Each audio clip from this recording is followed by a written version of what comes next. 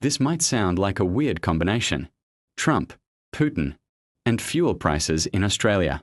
But they're actually more connected than people think. So let's start with the obvious part. Fuel prices going up.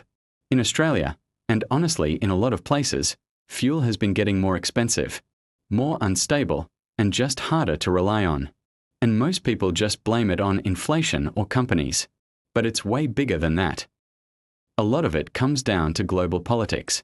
And that's where people like Donald Trump and Vladimir Putin come into the picture. Let's talk about Putin first. Russia is one of the biggest oil and gas exporters in the world.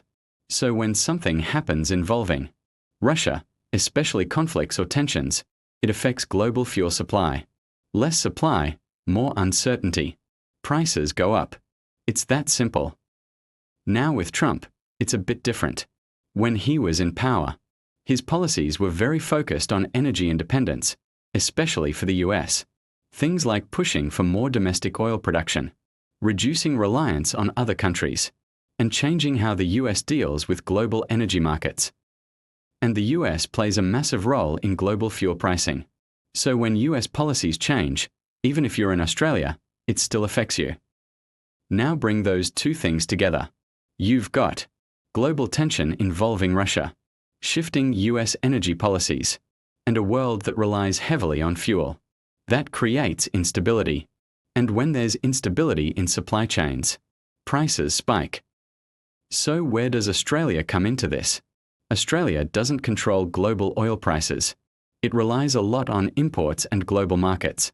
So when things go wrong internationally, Australia feels it, sometimes even more than bigger countries. And that's why fuel prices can feel so unpredictable. One week it's fine. Next week it jumps up again. And it feels random, but it's actually tied to all these global factors. I think the main thing people don't realize is how connected everything is.